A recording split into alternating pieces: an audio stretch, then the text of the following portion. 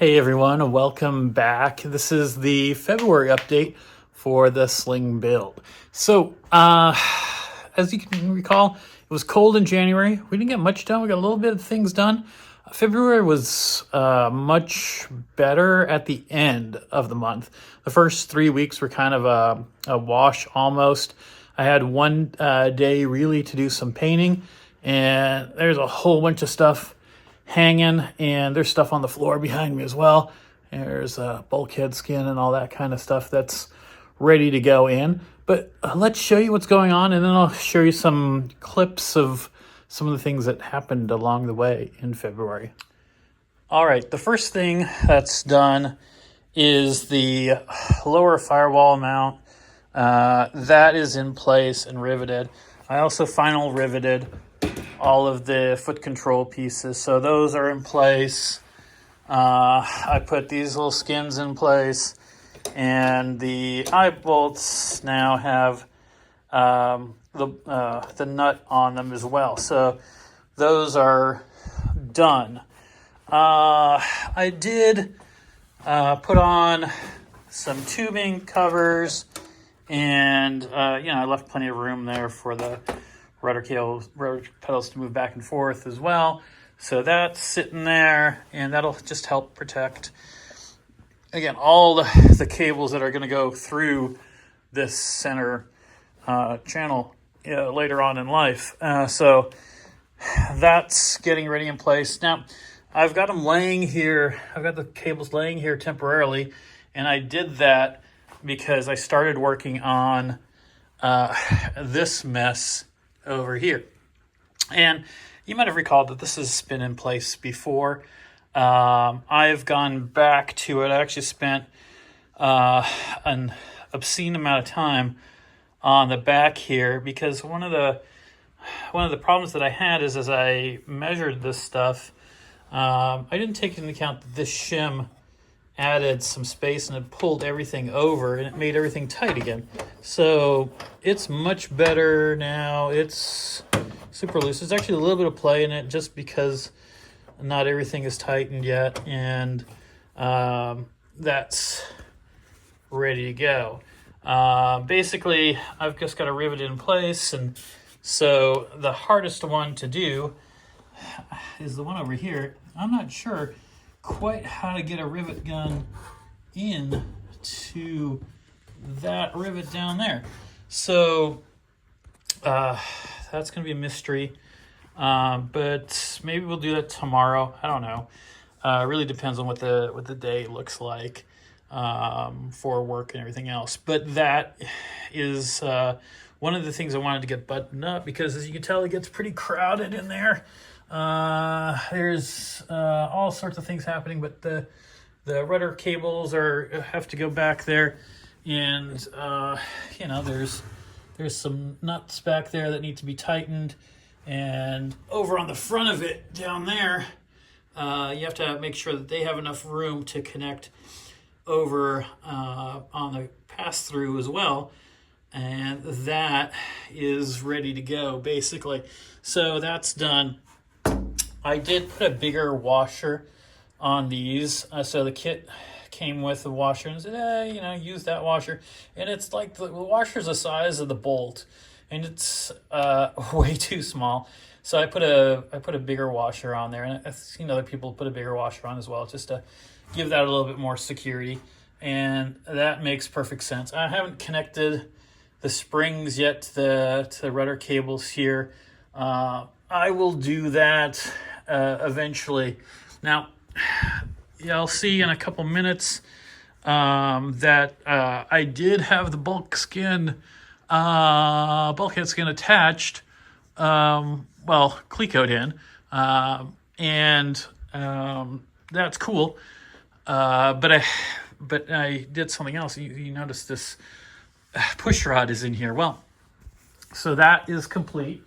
And I'll put a little video clip on what happened here, but the basics is that bushing was replaced, and this was what was in there before, and that is way too thick, and this one is freaking perfect. there's just a little bit of play. Yeah, the whole thing's loose, but there's just a little bit of play here, you know, because it's really just meant as a guide. It's not meant to like rotate the thing, right? So it's in there. It's sitting in the tail right now, somewhere in there. Yeah, basically that's ready to go at some point and get connected. And I'm going to do that before I put the skin in. So, what's next basically in this area, right? I've got the whole luggage compartment, all of that's primed, ready to go. It's just got to get dropped in. The bulkhead, I've got all of its test fitted and all that kind of stuff. You can tell I still have some stuff hanging out here. You did notice I had to drill out 2 rivets on each side, and I had to drill out the top there. So I lost 4 rivets on that, and the same thing is back here. I had to drill out 2 rivets over here because of the back of the luggage wall is sitting here, and of course that was a problem as well. Now the manual of course says go ahead and rivet these all day long, right? And I did, and well, now you know. Also, there is a hole right here. That hole is new, and that holds the luggage floor stringer, and that was not there before, so that is a hole that I had to make, and we'll talk about that in a minute. Back here for the magnometer, I got the brass screws, and so that is sitting there just waiting for me to clean up, really, but not a big deal at this current point in time. The seat belt, strip cables, those are in place as well. And yeah, what else is there on this thing, right? There's not much else going on right now. The control sticks, those I'm holding on, right, because I want the plane more together, because I think it's going to change angles once the front of the plane comes up just a hair with the skin. And I think my next mission is probably to revisit these control tubes. They're super good right now, but I do need to put some rivets in that. So eventually that's going to go to the bench and get drilled as well, but I'll just put epoxy in them and I'll drill them.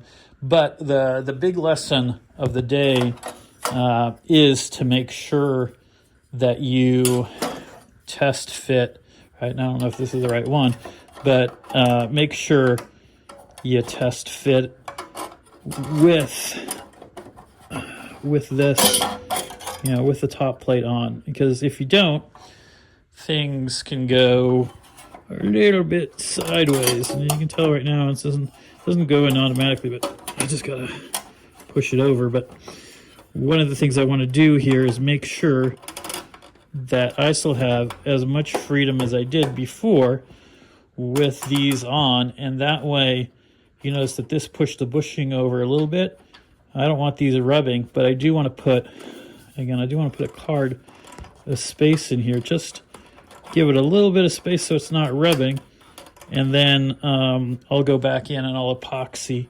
I'll put a drop of epoxy over here, and then I'll take a drill, and I'll come in and I'll drill it real quick, and then I'll set the first cleco in, and I'll take it off and do the rest. I think that's the way these are going to go down.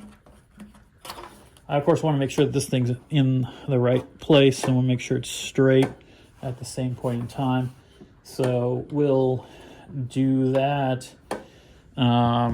shortly here as well. Obviously, that push rod connects to the one back there, and that is already in place. So it'll be easy to make sure that we've got some good freedom of control there for that one.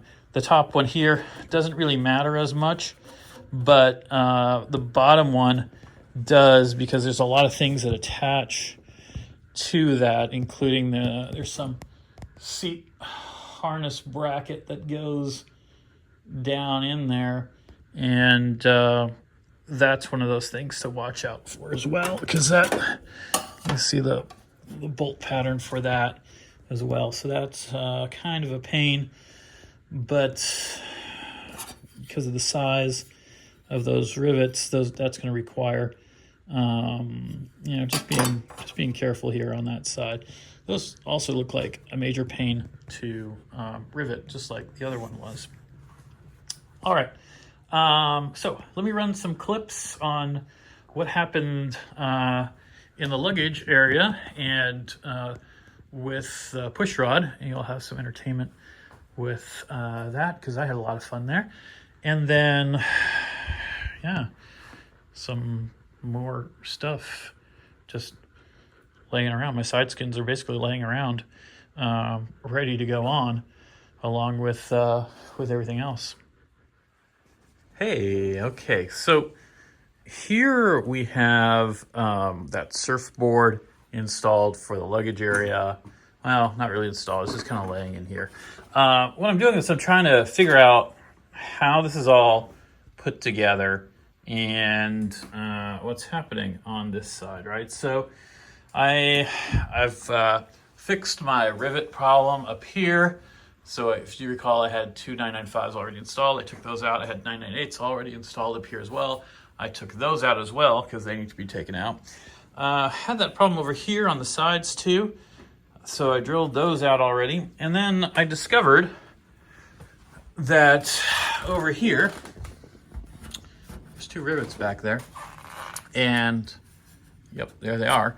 So those two have got to go as well. Now, there's some interesting stuff happening here. And the real question is happening underneath the skin. So let's see if I can lift this skin up real quick, and I'll show you guys what's underneath and what my current challenges are. All right, so here's the surfboard removed, and this is okay, right? This looks like it's gonna align fine. There's holes there. I'm good. Now, over here, there's a hole there, and the hole is there. I don't know how to make that work. And the same problem is at the top here. Same problem. The hole's there. This thing is, there's no way for it to come further my way. So, I don't know. I do know if I drill one hole where I need to drill a hole, the two holes are gonna line up, and it's gonna mess things up. Now that isn't necessarily a problem on the bottom, but it is a problem on the top. So I gotta talk to Sling about this real quick and say, hey, what exactly happened here? Because it is all of them, right? So, I mean, yeah, two are there. This is okay. This one's the same problem. But interesting enough, on the surfboard, these line up good, right? And you saw the surfboard installed just now. So I'm feeling pretty good about that. Well, okay, so this looks crazy. But yeah, this is the surfboard, the ribs, and the bulkhead wall, right? And so what we had is the holes are drilled in the wrong location, as you guys recall. And so we gotta fix that. And so that's what this project is. So rather than doing it upside down in the plane and then having to deal with these things, taking them out and putting them back together as well, and then I'd still have to go upward against it and kind of drill blind, I decided to take the assembly out and go at it this way. This looks as good as any other way to do it, really, but at least this way, you know, I've got the stringers lined up on the surfboard. I've got a couple of Clecos in them, so I kind of know that I'm at least in the right spot, and this will give me the ability just to drill cleanly, be able to see what I'm doing, and then come back to it as well. So this is my approach to fixing it. I'm going to use the holes in the bulkhead skin as my guide, and I'm just going to drill through from that perspective, and then I'll finally be able to assemble at least this part of the rear fuselage, get that moving again. I still have to drill the hole back there as well. You can see it, it's that one right there that I gotta drill, and I'll use my punch to get it started, and then I'll go from there. But that's the plan right now, and that's how we're fixing this thing, which apparently is really common. I put it in Facebook forums. At least 4 people commented on it, and then one of the offline builders that I asked, I sent them a picture to, also commented same problem with these floor supports. They all are misdrilled from the factory. So there you go. All right, and so here we have the final product. We have holes in the right spots, and you can tell I used these clamps, which are great little Pico clamps. Those worked out really well for this. And then the same thing over here. A nice little hole right where it needs to be. And this can finally get assembled. Oh, real quick. Let's take a look at this luggage rack again. So this is the bottom of it. This is the extension, right? And here's this piece, and see how it goes right to the end, and there's the hole. There's my lovely job of trying to get the marker in the right spot. And there's the front. So that's the correct orientation for that piece. Well, okay. So we have a slight problem. The grommet that I have that came in the kit, RF GUI 001, this guy is currently measuring to be 21 millimeters in inner diameter. The push rod, it's going, I'm pushing it in through the back because why not? It works. And it is 25 millimeters in diameter. With the rivets, you can add a millimeter. So, you're looking at something like 27 millimeters in diameter. Well, you can see there's nowhere that's going to get pushed. No way. So that's the wrong bushing that was included in the kit. Now, one guy did mention, hey, that looks like a wing bearing bushing, and maybe you mixed it up. And I was like, thankfully no, because I did not have the rear fuselage kit when I had the wing kit. So this kit came in October. I had the wings already built, completed by then. So thankfully not, but obviously I got a problem. I did talk to Sling. Sling confirmed I have the wrong bushing, and they ordered me another one, and it's supposed to be here in a couple days. So that means I got to drill out, I don't know, at least 3 rivets, maybe 6 rivets to get that bushing fully out. And yeah, guys, I took out all of the stuff that I had pre-fitted. Thankfully, it was just all Clecoed because I was playing around with that tube, trying to decide if it was going to go through the front or if it goes through the back. And so, yeah, it's sticking out, several feet in the back right now. So, but, some people have put it in through the front. I would presume that's easier if the bushing was the right size. Obviously, like when I hit the bushing, I decided to take a different direction on that. But if you do it through the front, honestly, I kind of recommend doing it before all the side skins are on and all this other crap's in the way. I would probably say do it while the rear fuselage is still only the rear fuselage before it's all connected and everything else, because that's a pain in the butt. And that thing, well, I know now when Sling replaces it, it's going to fit. But, that sucks. So I have everything out. And, yeah, that's that. But, all right, it's been a couple days. And, hey, we got a baggie. And we got a part. This one looks really different compared to what's in there. Now you can tell the thickness size alone of the two, right? So check this out. And of course I got it stuck in there. But yeah, so now the only question is really getting it over the rivet heads. And since I'm not pushing right now, I'm gonna make that happen here in a little bit. So what I'm gonna first do is I'm gonna drill out this guy, and I'm gonna start with drilling out 3, see if I can get this out,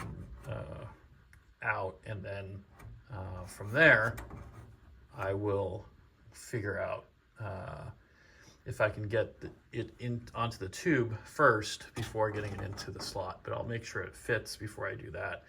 But I'm gonna drill these 3 out, and then we'll come back to it. We'll see what it looks like, and then I'll take a look at the tube as well. Thank you. I haven't hit this thing yet with a hammer, like it says to do in the instructions. Not really keen to hit it with a hammer yet, so I'm just gonna try to push it on first, and we'll try to push on the bushing first, and then we'll see what happens with that. But let's drill this out, and then we'll see from there how we're going. All right, a few minutes later. So what I did is I just shoved the bushing onto the push rod, and it's exactly the way it's supposed to be. It was a little bit hard getting it over, but it didn't even require lube, which was nice. It was just a firm push, and over it went. Didn't have to hit the rivet heads at all with a hammer, and so that's good. I did have to drill out all 6 there, so I gotta rivet this back into place. But this is great because this means all the rest of the stuff can get put back together. So that's the current plan. All right, so that was my journey for February.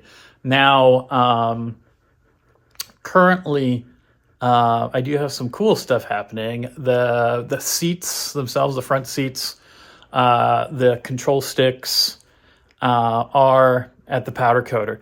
So there's a guy who was willing to do it, and I got him the parts last week, and he said he's working on them today. So hopefully in the next couple days I'll see them.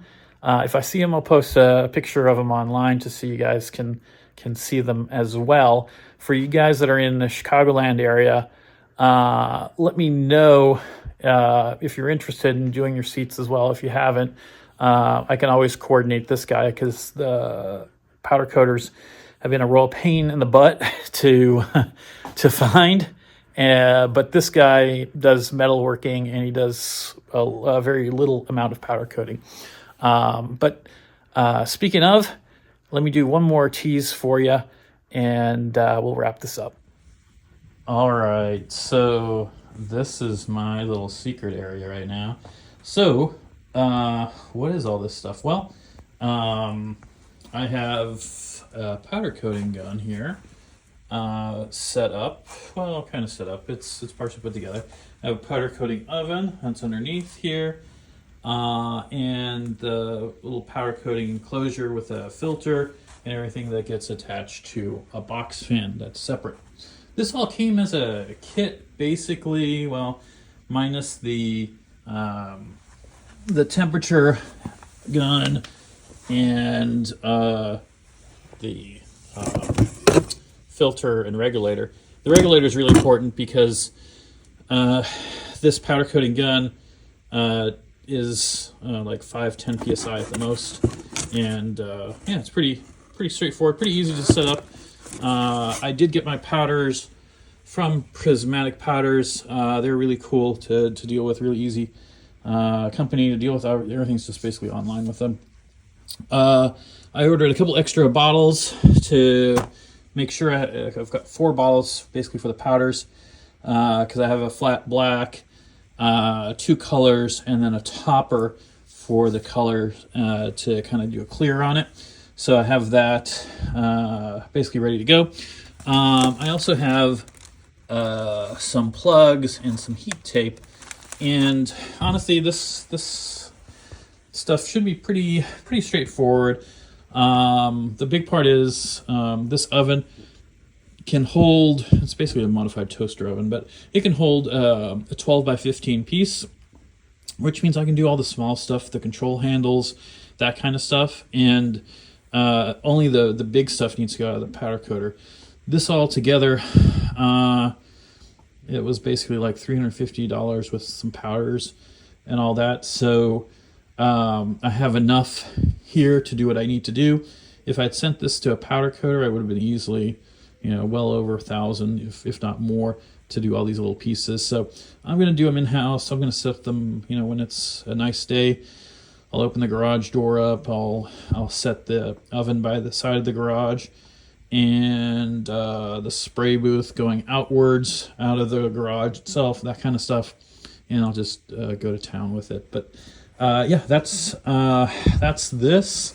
I'm pretty excited about it, and yeah, I'll drop a video with me doing some powder coating as well. Hopefully it goes smoothly, and the parts turn out really good. And yeah, that's what we got. All right, and so yeah, that's all the tricks I have up my sleeve for this time. The powder coating, I'm gonna try to get to it in a weekend or two. I do want to get this area cleaned up a little bit, and I do want to get the side skins on and the front firewall on this thing. That's the goal really for March, getting all these skins off this table, getting them onto the plane back here, making it look more like a plane. And yeah, and then I should have enough room then to powder coat and all that kind of stuff, because I do need to lose a table. I've got 2 tables up front right now, and I need to lose one of those tables to be able to mount the skins kind of underneath, and that kind of gets me ready to do all the stuff that I have ready for firewall forward, which is sitting underneath there too right now. It's just like piled up, but that's ready to go. And then I've got the heat shield still. I ordered that better heat shield material, and that is sitting there waiting to be cut up. I've had that thing since, I don't know, November. I've been nesting with that thing, so I don't know. I'll get there as well, but lots of things to do. It's supposed to be warm in March. I do have to take a couple trips, though, so that's going to slow me down, but I'm ready to go and ready to start putting things back together again. So I'm excited about that. This should be a fun week, and I'll see you guys soon. Bye.